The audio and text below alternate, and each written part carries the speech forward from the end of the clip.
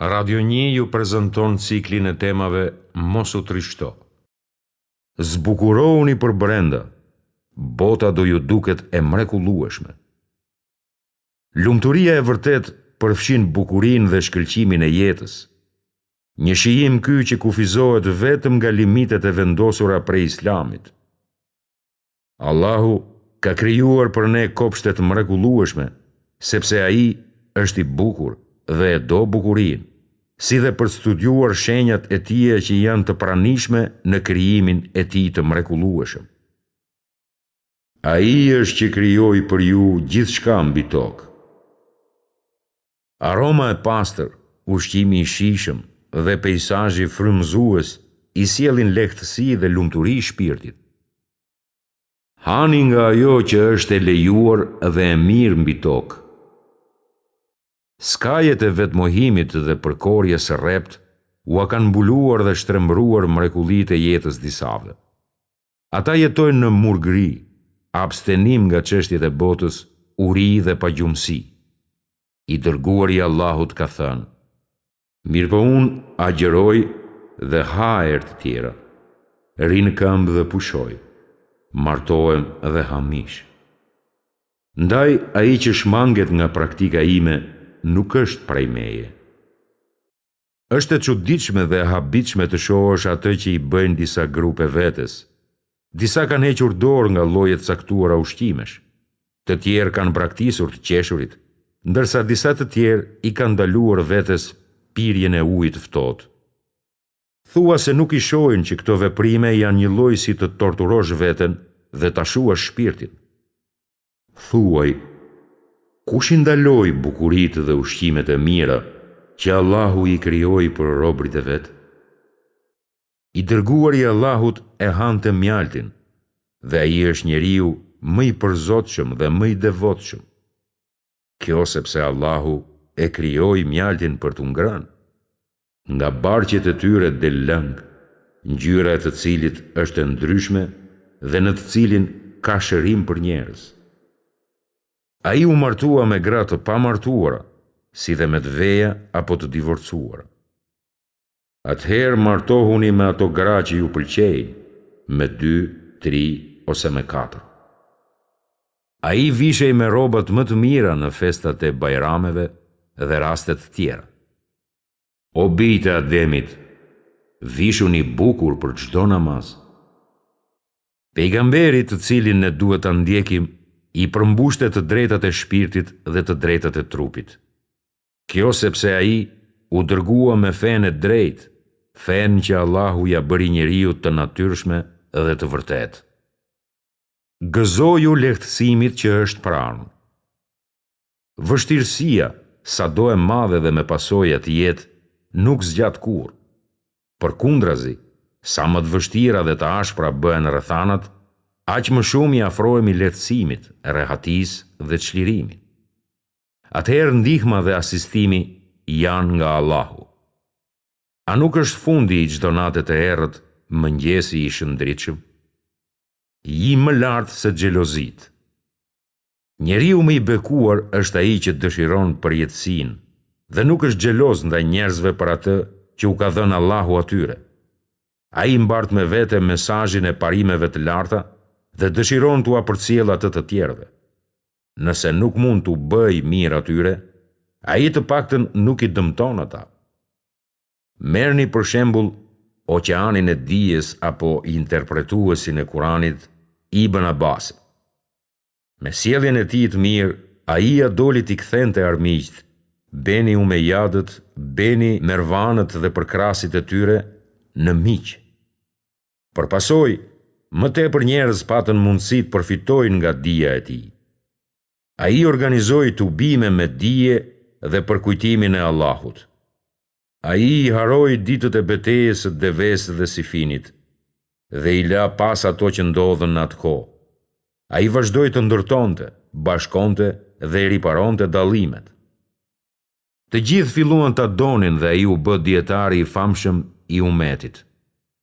Nga ana tjetër, kemi Ibn Zubeirin, i cili preferoi të kundërvijej para se të hiqte dorë nga të drejtat personale aq sa u bë tepër i përfshirë në qëllimet e tij dhe përpasoi shumë musliman u vranë. Pastaj ndodhi më e keqja. Qabeja u bë fushë beteje sepse armiqtë e tij e gjetën në rrethinat e saj dhe shumë vet u masakruan. Në fund, ai u vra dhe pastaj u kryqëzua. E urdhri i Allahut është vendim i kryer. Nuk dua t'i ul disa e të lavdroj të tjerë. Thjesht po përpiqem ta studioj historinë me syrin e nxjerrësit të mësimeve dhe moralit. Butësia, pajtimi dhe falja janë cilësi që i kanë vetëm pak njerëz. Kjo sepse për t'i arritur dhe përfshirë ato në karakterin tënd, duhet ta nënshtrosh veten, duke i harruar dëshirat dhe ambicjet e larta. Thellohu. I dërguari i Allahut, paqe e bekime pas mbi të, ka thënë: Njiheni Allahun në kohra të mira dhe ai do t'ju njohë në kohra të vështira. Kjo do të thotë se nëse dikush i druhet Allahut dhe i zbaton urdhrat e tij në kohë lehtësish, ai e ka njohur veten me Allahun. Përveç kësaj, një lidhje dhe marrëdhënie e veçantë do të zhvillohet mes tij dhe Allahut. Allahu do ta njohë atë në kohrat vështira, duke e ndihmuar për shkak të bindjes së vet ndaj atij në kohra lehtësish. Njihe dhe ai do të njohë sugjeron një lloj të veçantë dije që tregon afrimin midis Allahut dhe robit të tij besimtar dhe dashuritë e Allahut për atë rob. Durimi nëse zbatohet vërtetësisht ka efektin e shndrimit të fatkeqësisë në një bekim. Është çështje perspektive dhe këndvështrimi. Kjo sepse Allahu i lartësuar dhe mëshirëplot nuk na sprovon për të na shkatruar, por përkundrazi, për të vlerësuar durimin dhe shkallën tonë të imanit. Kjo shpjegohet me atë se Allahu ka të drejtë të adhurohet në kohë vështirësish, ashtu siç ka të drejtë të adhurohet në kohë lehtësimesh dhe mirëqenie. Shumica e njerëzve u janë besnik detyrave të tyre dhe u përgjigjen urdhëresave kur gjërat shkojnë mirë dhe në përputhje me dëshirat e tyre. Një pikë thelbësore që duhet kuptuar është se shpesh sprova e vërtet është ibadeti dhe ndjekja e urdhrave që nuk i shkojnë për qejf njeriut. E pikërisht lidhur me këtë dallojnë njerëzit në imanin e tyre. Ajo se si ata veprojnë në ato rrethana do të caktojë gradën e tyre te Allahu. Dija është çelësi i qetësisë dhe lehtësimit. Dija dhe natyra e çiltër janë dy shoqe të pandashme. Nëse njëra është e pranishme, mund të jesh i sigurt për shoqërinë e tjetrës. Po të studioni jetët e dietarëve të mëdhenj të Islamit, do të shihni se ata bënin jetë të thjeshtë dhe ishin të butë. Ata e kuptuan qëllimin e jetës dhe e dinin se cilat çështje ishin parësore e cilat dytësore. Ndërkohë do të shihni se njerëzit më kokfort janë të zellshmit që nuk kanë dije. Ata i keq interpretojnë tekstet e shpallura dhe janë ignorant mbi çështjet fetare. Fatkeqësia e havarixhëve buroi nga dija e pakët dhe të kuptuarit e mangët. Ata nuk ishin të udhëzuar të kuptonin se në fen ton ka çështje të rëndësisë parësore, të cilat kanë më rëndësi se të tjerat.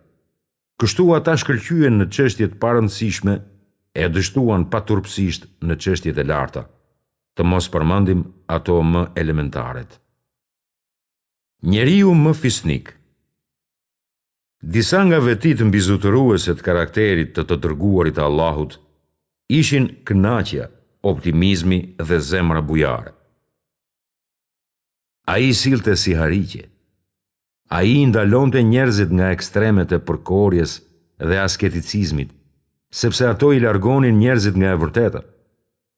Pesimizmi dhe dështimi nuk gjendeshin në fjalorin e tij. Buzëqeshja ishte përherë në fytyrën e tij.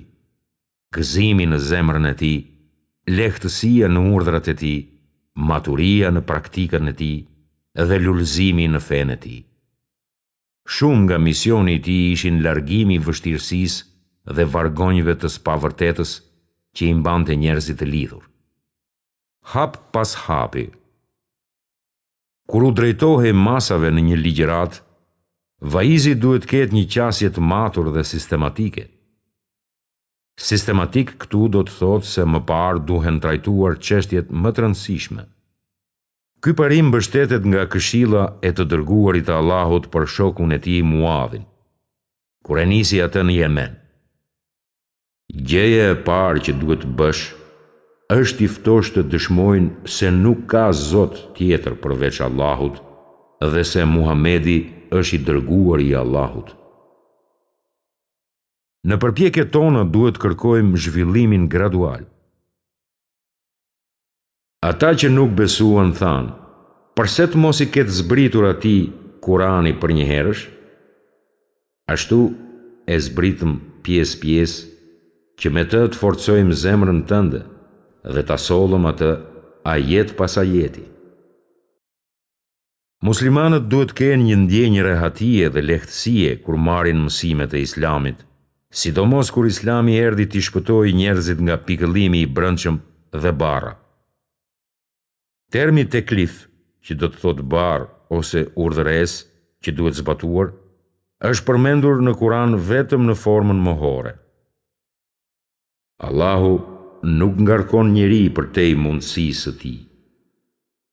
Kjo sepse teklifi është ngarkesë apo rëndes, kurse Islami erdhi vetëm t'i lehtësojë njerëzit nga gjëra të tilla.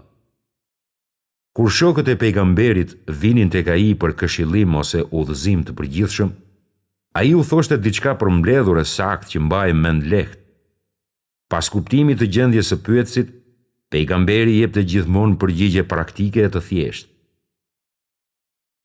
Gabojmë shumë kur përpiqemi t'ia parashtrojmë publikut tërë këshillat, mësimet, mirësjelljen dhe urtin që kemi në xhepa. Dhe Kuranin që ne ndam pjesë për t'u lexuar njerëzve ngadalë, dhe ashtu e shpallëm atë një pas një. Qoftë pak apo shumë, mëso mirënjohjen. Personi që nuk i është falënderues Allahut për ujin e ftohtë dhe të kulluar, nuk do t'i jetë mirënjohës atij as për një vilë apo makinë luksoze. Njeriu që nuk është falënderues për bukën e ngrohtë, nuk do të jetë mirënjohës nëse papritur bekohet me ushqime luksoze, sepse mos mirënjohësi e sheh edhe pakun edhe të shumtin si e njëjta gjë. Shumë njerëz para nesh i kanë bërë premtime Allahut që nëse ai u jepte bekime ose mirësi, ata do të ishin mirënjohës dhe bamirës. E prej tyre pati të tillë që i kishin dhënë besën Allahut që nëse Allahu na jep nga mirësia e tij, ne do të ndajmë lëmosh dhe do të bëhemi prej punë mirëve.